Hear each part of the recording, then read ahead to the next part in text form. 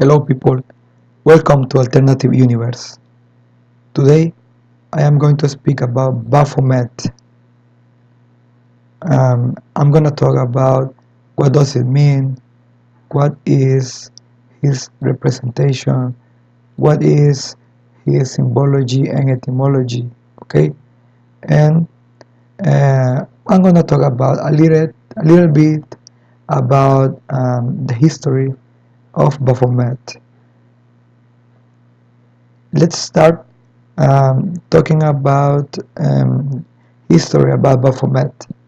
It is a term originally used to describe an idol or other deity that the Knights Templar were accused of worshipping and that subsequently was incorporated into a disparate occult and mystical tradition. So, Baphomet actually is a god, is an idol, and that supposedly the Templars in the Middle Age they were worshipping. And as you know, in nowadays many organizations and satanist religion they worship or they use this idol to represent many rituals or to make many tarot representations. Okay, let's talk about the the symbology. Okay, what does it represent? Baphomet is the figure of a man who has the head of a goat. Also, this man has two wings, and as you can see in the left hand, he's pointing to the white moon, and on the left hand, he's pointing to the black moon.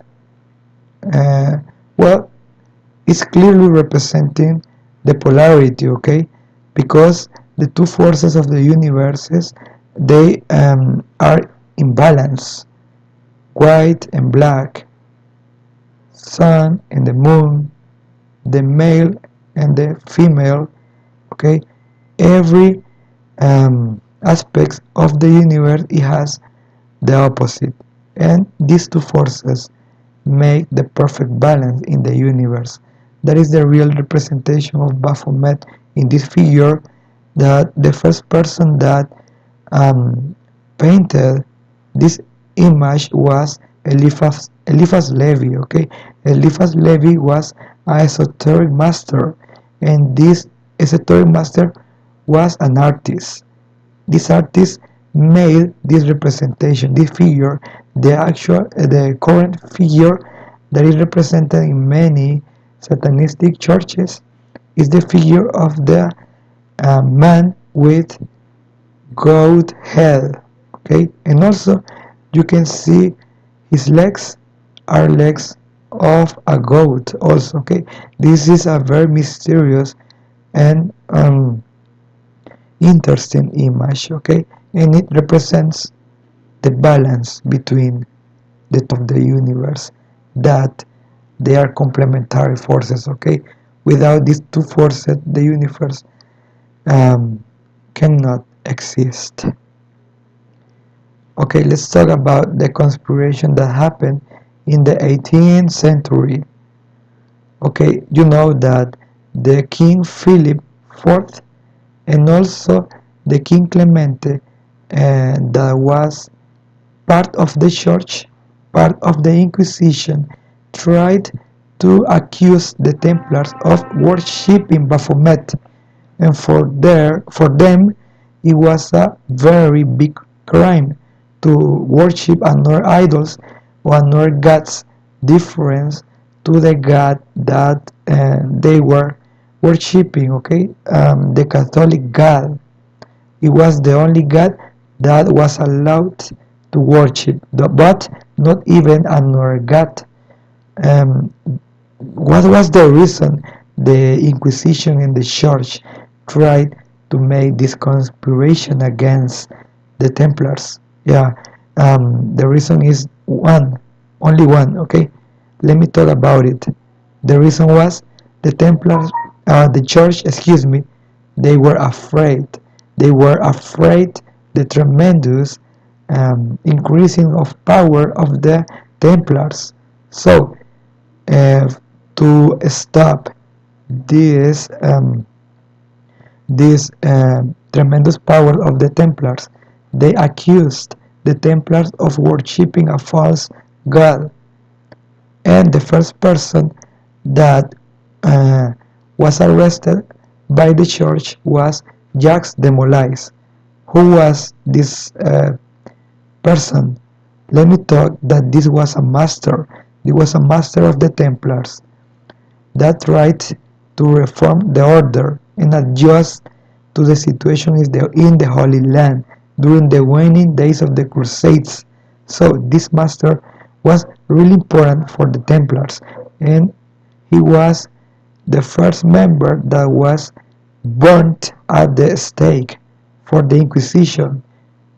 The crime was to worship a false idol, and this idol was baphomet. Now let me talk about the etymology of the word baphomet. Number one, while modern scholars and the Oxford English Dictionary state that the origin of the name Baphomet was a probable Old French version of Mahomet, and also the word Muhammad. Muhammad comes from the religion of the Islam. So many people associate the word Muhammad to Baphomet. And this was another reason in which the Inquisition accused the Templar. They accused them to introduce or to try to introduce the Islam to this region, okay? And it was not allowed another religion different to the Christianism in this region, okay? And another theory about the etymology of this word is Baphomet was formed from the Greek words baphemetus, what means baptism of wisdom. To me, that is the most important etymology of the word Baphomet. The Greek definition of the Greek word baphemetus, and it means baptism of wisdom. It is related to the hidden and secret knowledge that the Templars had in the past. Okay, later, many people used this figure in order to spread their organization or occultism organizations. For example, Eliphas Levi, as I told you, he was the first person that represented Baphomet in an image, and this image was the man with goat head. Eliphas Levi was an artist, and this artist represented Baphomet as the Sabbatic goat, the figure that everybody knows. Okay, another person that used the Baphomet in his organization was Aleister Crowley. Aleister Crowley, he is a very important Satanist.